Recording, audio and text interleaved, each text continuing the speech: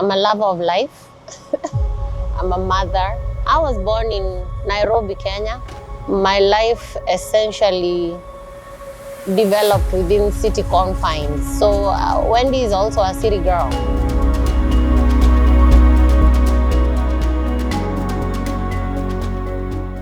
I'm a certified peer counselor and soon to be a designated certified peer specialist. Now the DUI system is a system that allowed me to really understand how systems work in America. Unfortunately, it's not something I wish on anyone, but it happened to me, and that's how I entered from being a chef into being a peer counselor. That was by design because of where I was in life, dealing with a DUI, navigating a very complicated system. And I call it complicated because we don't realize what a DUI is until you're in it. You realize it's multiple entities you're dealing with at the same time, and they all require something from you. So I gained interest. I was down, of course, dealing with it. Getting caught with a DUI is not something you want to associate yourself with, but... Is it limited to alcohol only, or No. Generally substance abuse? Substances, they call them polysubstances. If you're doing a cocktail of substances, they consider it a DUI. If you're doing marijuana, it's considered a DUI, even if it's legal within the state of Washington. And alcohol, of course, is at the top of that list. I've been exposed to celebration antics ever since I was in college. Even Utalii College in itself, the way the college is set up, it was set up to look like a hotel. So I had exposure, just regular exposure. My father too had wines and spirits, we call them. So alcohol was a part of our lives, even from a young age. Not ingesting it, but just being exposed to being around it. Alcoholism doesn't happen to a certain demographic of people. It's not assigned to a certain people. It's something that can happen to anyone. So it's not a respecter of titles, it's not a respecter of race or color or even background or even your affiliations. It's just something, it's a product. Alcohol is a product. And just like water, it's how you use it. And nobody is privy to the damage until you're so deep in it. You don't realize oh yeah, I'm becoming an alcoholic. No. You just wake up and you are. You know, and we don't say alcoholism, we say people living with alcohol use disorder. Oh, good. Because it's a disorder. Okay. It's like if a doctor gave you medicine and you re-prescribe it to yourself with a different dosage. That's kind of what happens with alcohol. I've realized within my own patterns that the alcohol was not the problem. It was my need to escape my reality that kept taking me back to that battle. And that happens to even students. They don't realize how strenuous school is, and then coupled with peer pressure and just maybe having the wrong company and alcohol lying around, most people will fall for that. So that's how we get ourselves caught up. We don't address our issues coming. We take on more when we land here because we're trying to fast track our assimilation here and get comfortable. Somewhere in between their life is happening. And this one product is readily available. And from the culture back home, you know, we love sherehe. It's easy for my mind to go to that as a solution. And that's how we find ourselves in that mess.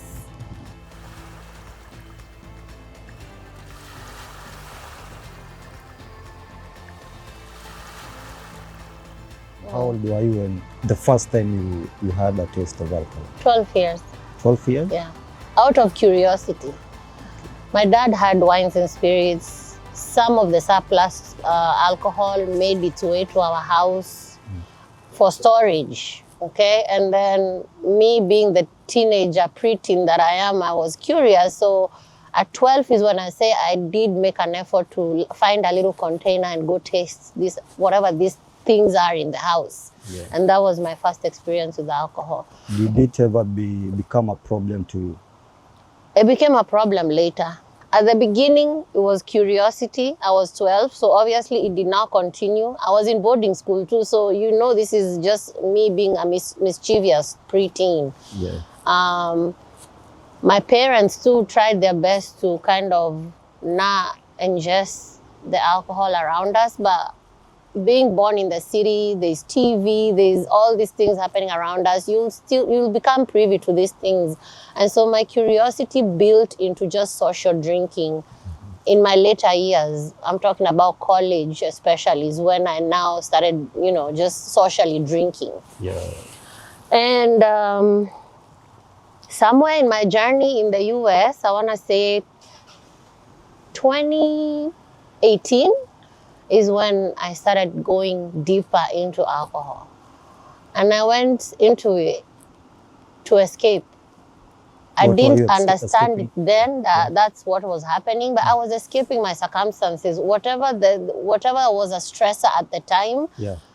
I designed it in my head that alcohol is something I need to cure that. And without knowing, I entered being dependent on it. Yeah. So I want to say I went into deeper alcohol use in adulthood while working here in the US. At the time, I was working in the healthcare industry as a caregiver. So that's when I started declining with the alcohol. It stopped being a social thing, and now it became not just something I used socially, it was something I was using to medicate away from the social circles. And so honestly, you don't know when you get into that unless you learn to catch a pattern. So at the time, I didn't know patterns. I wasn't keeping tabs on my own patterns. And voila, after 2018, especially after COVID hit in 2020, that's when things really got bad. I would leave work and straight go to the liquor store to get a bottle. And it became a thing. Let's talk about people around you at that moment. How was it for them and for yourself? They were all coping. We were all coping. All the people I hanged out with around that time, we all had a similar habit, which was, let's get a drink. Yeah. It's been a stressful day. Let's buy something. Let's get some drinks. So we had something in common, and it was alcohol. How did you find yourself? Were you arrested? What was the situation? Were you driving? What was happening? It was Friday, shenanigans, driving around. And I had gone to do food deliveries in Seattle. At the time, I was cooking and selling food. And so it just happened to be a regular day on a Friday. And I went to drop off my loot in Seattle. And after I was done, someone invited me for birthday shots. And so I obliged them because they were close by to where I was dropping the food. And I went there, I had not eaten, and I started celebrating with them. I think it was their birthday or something. And all of a sudden decided out of nowhere, I need to go back home. And Seattle and Tacoma is a 35-minute drive. So as I was navigating, I was not aware within myself that I was driving erratically. And someone on the freeway with me must have tipped the state patrol. So they started trailing me like miles before where they pulled me over.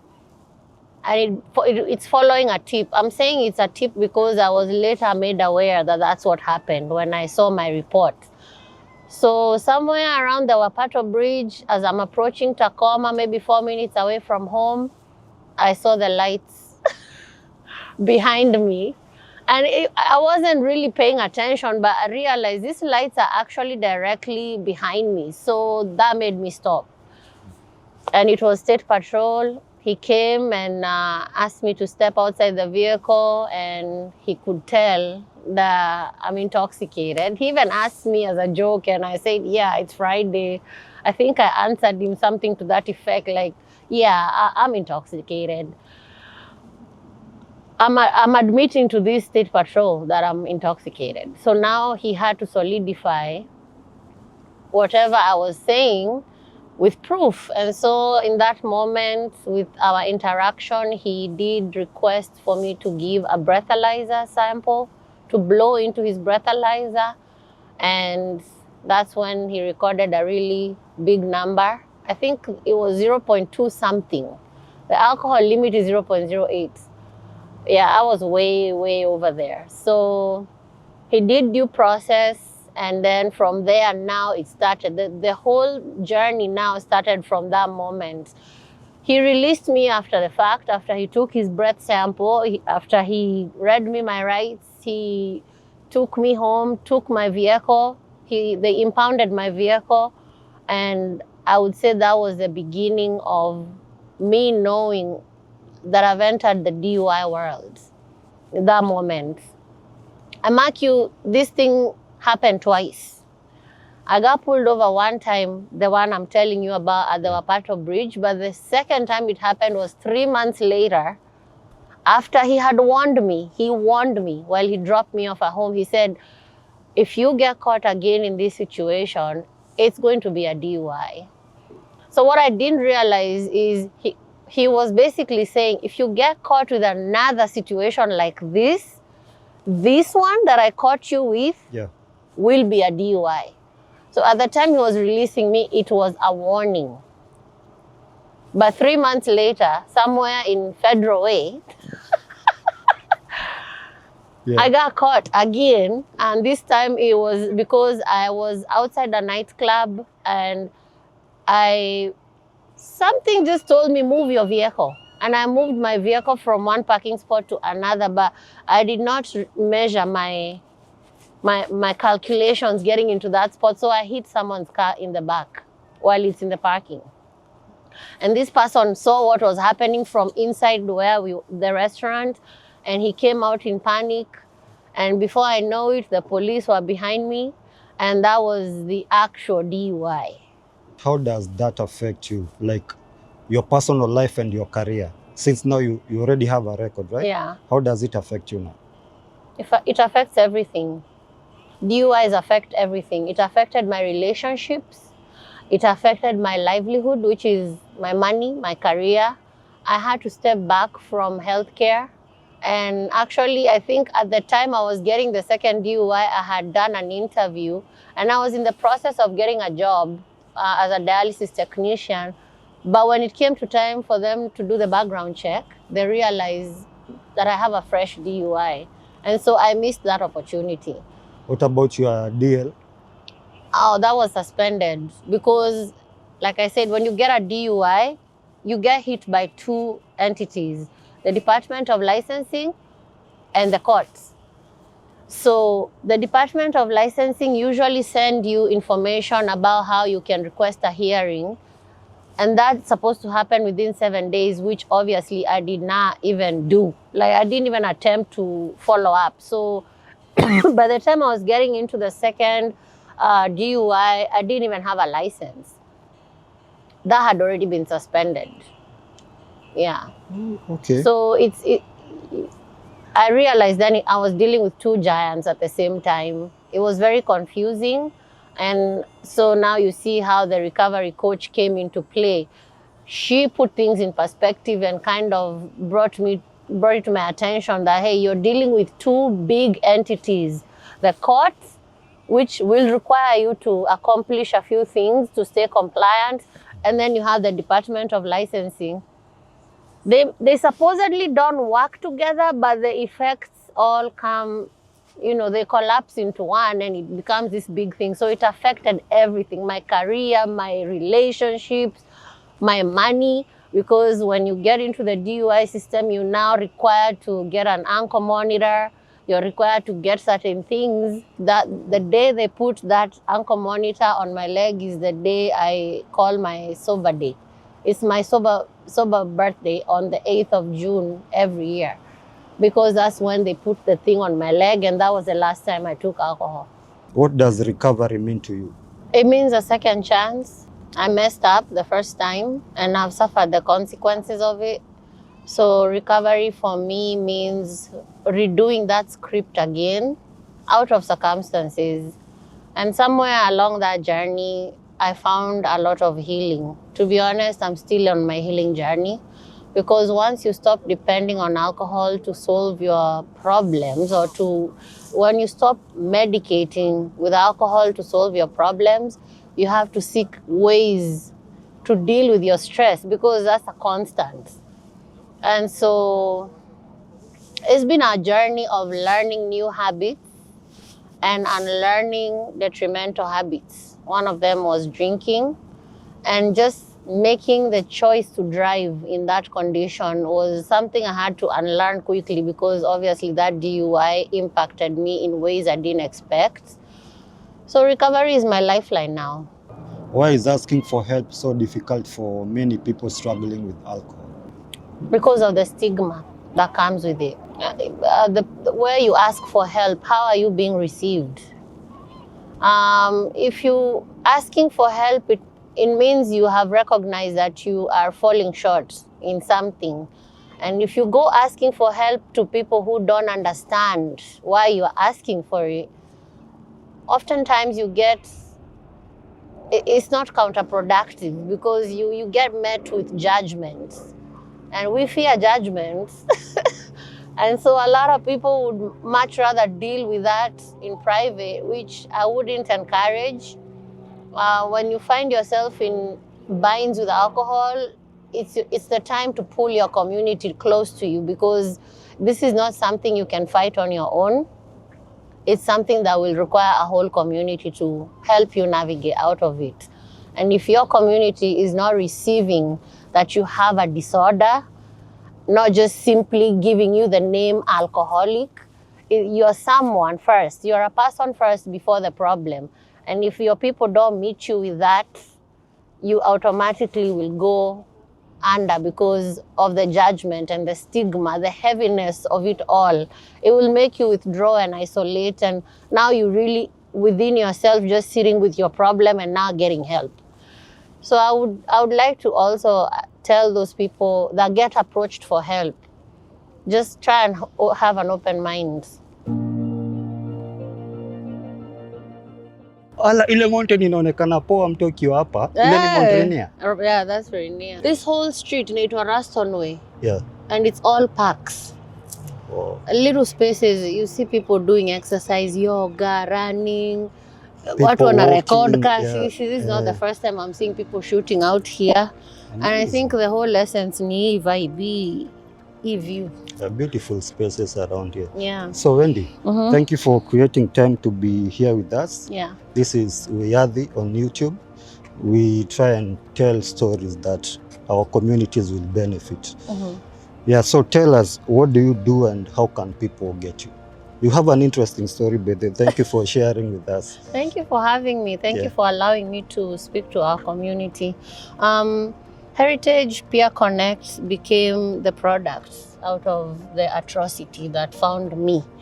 And it's an educational platform and my own initiative to bring awareness to the community at large, not just the Kenyan community, to the whole community of what the DUI system looks like. So I don't just focus on the DUI system itself, I focus on anybody that's justice impacted.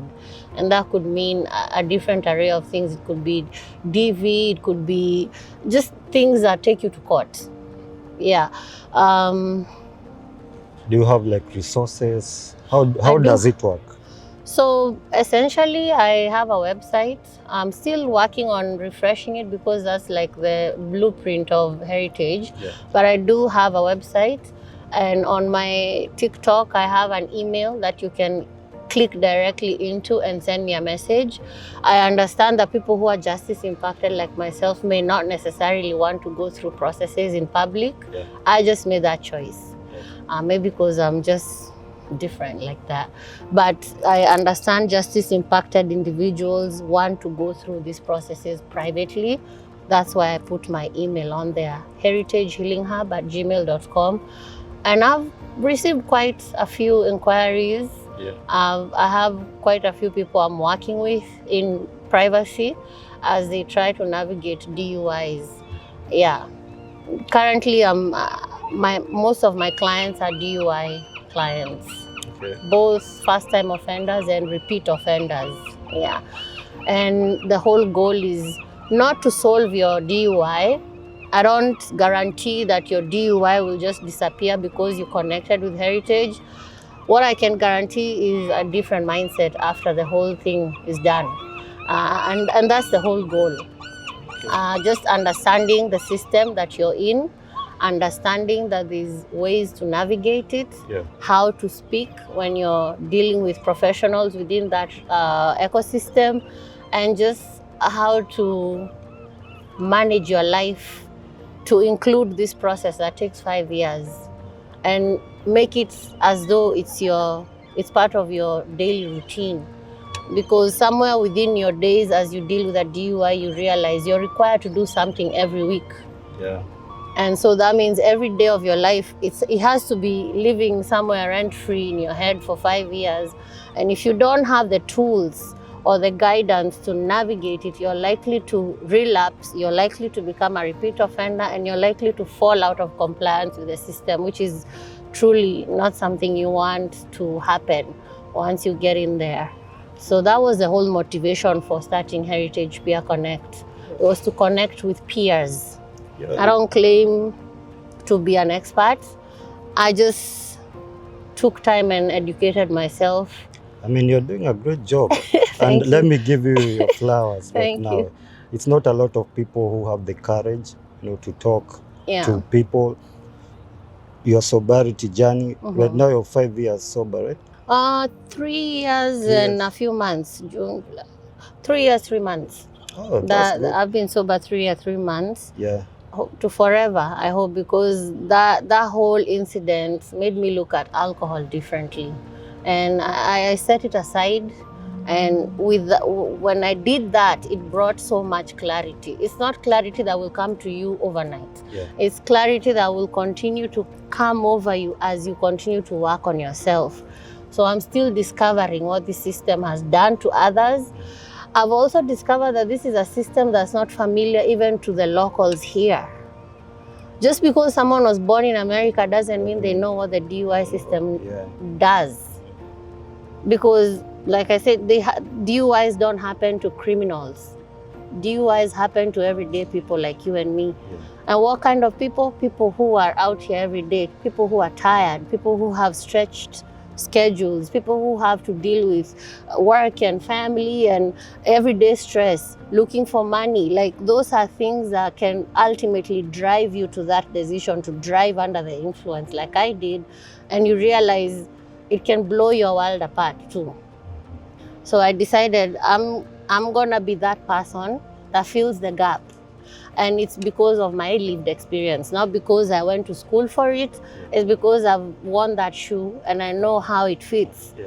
Now, I'm not saying that my DUI journey is what everybody else's DUI journey is. Everybody's recovery is different. All I can say is not linear. Don't expect to recover in a linear form. Things will happen in between. Life will happen.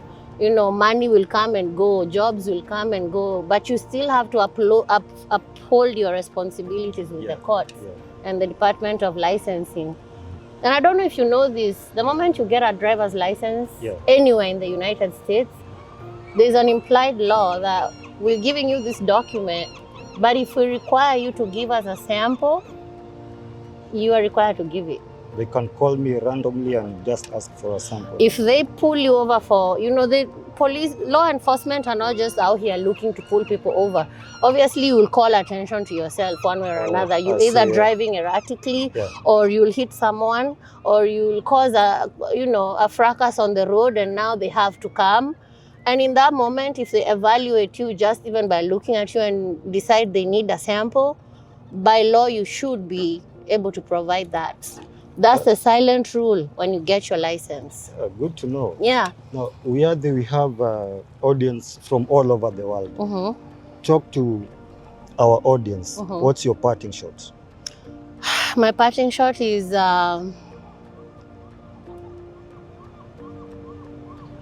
find healthy ways to deal with everyday struggles. Alcohol is not the answer. Substances are not the answer. Those things will give you an escape. But once it's all said and done, your problems will still be there waiting for you. So I would like to welcome people to the idea of addressing issues away from influence. Yeah, let's learn to go to the right places and ask for help, not leaning towards alcohol because it makes you feel good, or leaning towards substances because they give you that dopamine rush and everything is all good. No, your life is still going to be there waiting for you. And for those coming from Kenya or any other parts of the world, coming to a country that's system driven like America, I would appease you to learn the system. You don't have to be in it to know what it is. You can just educate yourself from outside, and know, okay, this is something I want to deal with and this is not something I want to deal with. So staying curious, stay curious. Don't just arrive here and get comfortable, because we've seen also currently laws are being changed every day. DUI laws have been changed recently over the last 6 months. They have changed, they've been updated. Are we aware of those updates, or are we just blindly navigating? If you come to America, just know this country is all about systems. And you would be a fool not to educate yourself about the systems. And how do you do that? Get on their website. Get on the Department of Licensing website. Read through that website.